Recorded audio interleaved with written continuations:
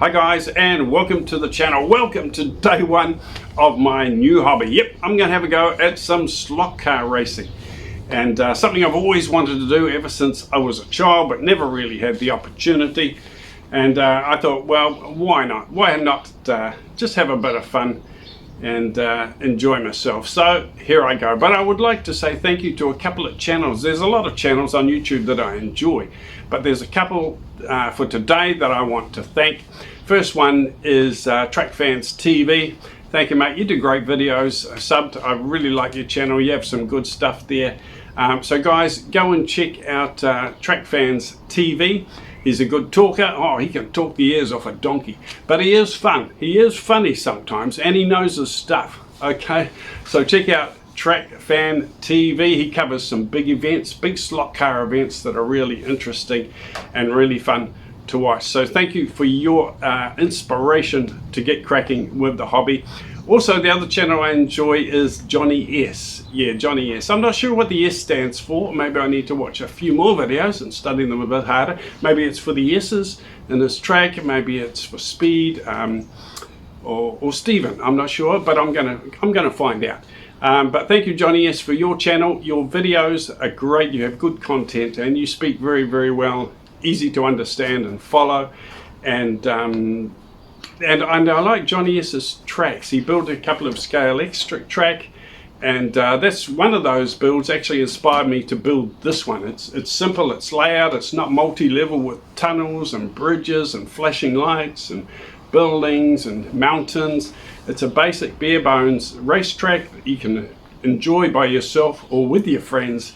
And it's quite simple to put together, simple to pull down, simple to shift, and that's what I like. And you might even see some of Johnny S's inspirations in my circuit when I get it actually built. It won't be the same as his, but it will have a few similarities maybe.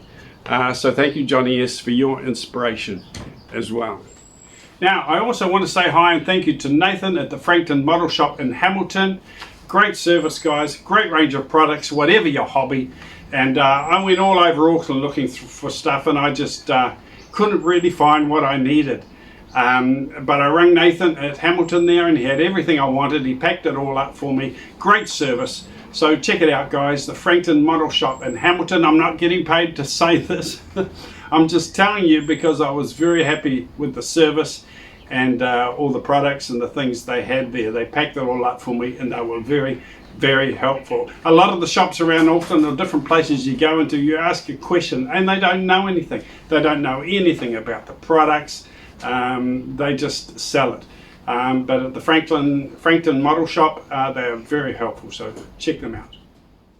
Now, this is the amount of space that I have. It is very, very limited. This is one half of my workshop or my garage. I have a company, a business which I run from home, so I use this this big garage as my workshop, and this is all tucked over to one side of that workshop. Now, this is my actual workshop bench for my work, and if I lift off this vinyl, roll off this piece of vinyl, take off those other boards underneath, and there you will find my track layout, or that's where it's going to be. So when I'm not using it, all the buildings and any scenery can come off. I can put down the protective boards and then a piece of vinyl, and that will be my workbench on top. So it's actually hidden away until I want to use it. Now, I have put an extension down this end, as you can see in the photos. And the actual length of it from that end to this end is 4.1. So it's not really big.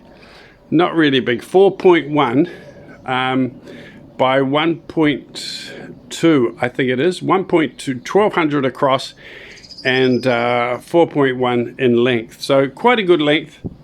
I'm going to get a good size straight down this edge here. Just a slow corner to head over into down to the end there.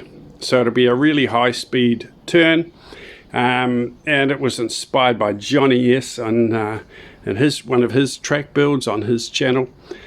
He has a really good straight with a slow corner rather than going all the way down to the end and have a hairpin. Just have a nice slow straight so you can really head off around that corner a great rate of speed, and then bleed it all off as you get down to this bottom here.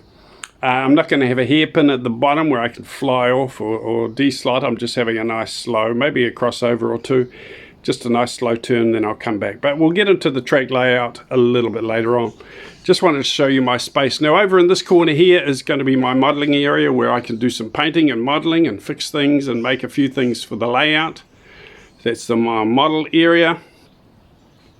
Over here we've got one of the most important pieces of equipment of any slot car track is our beautiful coffee machine. Okay, so we're going to make beautiful Italian espresso coffees.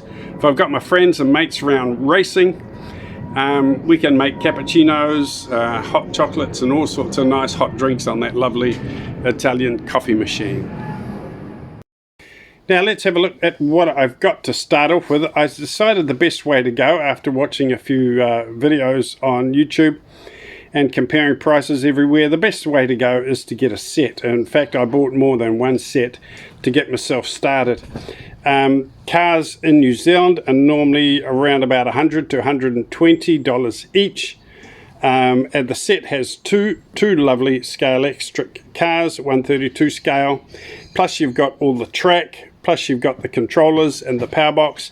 So when you add all that up, it is really good value. So I bought this one, which is Street Cruisers. How did I know which sets to buy? Well, I just bought the ones with the cars that I like. Okay, track's basically all the same, controllers, power boxes, all the same. So if you're wondering what set to get, guys, just buy the one with the cars that you really like. Okay, so I've got those two cars there. They are beautiful. I also love Grand Prix. I love Formula One, so I decided to get this set as well. We don't have a lot of choice in New Zealand, to be honest. There wasn't a lot of sets to choose from. So I was lucky. I got the ones that I liked the most, really, when I saw them. I didn't need a Batman racing around the track, not at this stage. I didn't need police cars on a race circuit. I am making a race circuit, so I just wanted racing cars.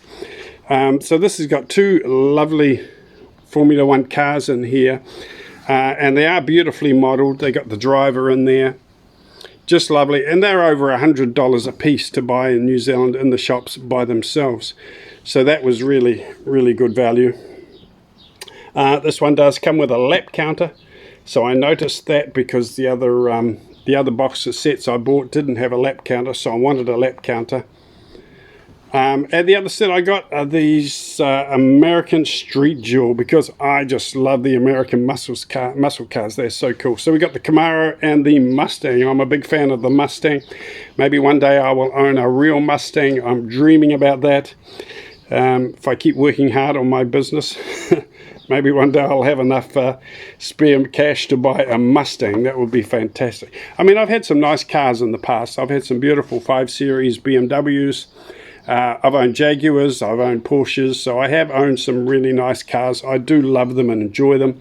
I'm a bit like Johnny S in that respect. I am partial to them. But let's be honest, I'm not a mechanic. I don't know anything mechanical about cars. I'm not a mechanical sort of person. But I love them for the way they look. I love the art side of the car, their design, their lines, their beauty, and the feel of driving them, of course, and the sounds. I love all that. But I wouldn't know how to fix one. Yeah, no idea. Okay, but I just pay people to do that. Okay, I just enjoy the way they look, the way they feel, and enjoy driving them.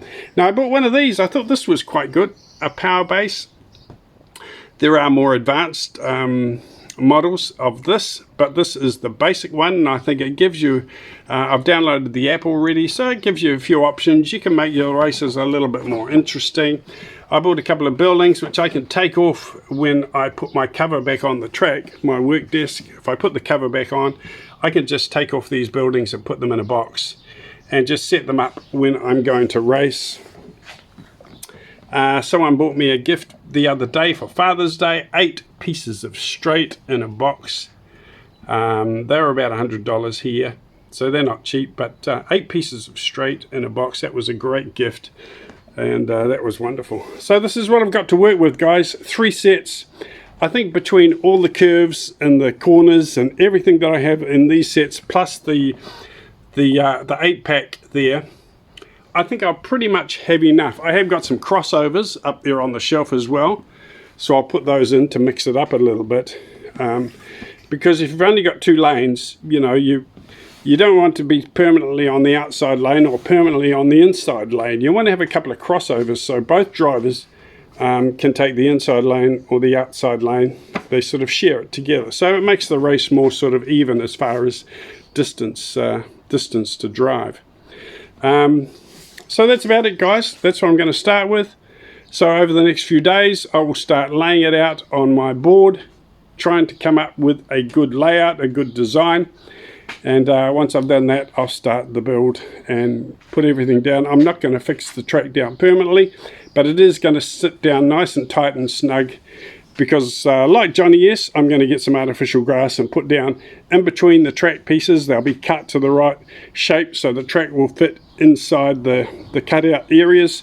So the track will be held in very snug and very tight by the artificial grass mat that's laying down there. Now I thought I should just tell you, if you haven't noticed already, I live on the approach lines for the Auckland International Airport. So every so often in my videos you'll hear an aeroplane go over, a 747 or a 777 taking off or something like that. The funny thing is they wait until I'm talking. Yeah, it can be quiet all day, guys. No planes going anywhere. As soon as I start talking your video, all the planes will decide to take off or come in for a landing. It's bloody hilarious. Anyway, thanks for watching, guys. Subscribe if you like. I'm really just doing this channel to document my hobby, really, and to share it with others. If other people want to watch the videos and like it or enjoy it, that's cool. Otherwise, I'm just documenting my progress and my slot car build with my new hobby. Take care. Talk to you again soon. Enjoy your slot cars. Cheers. Over and out.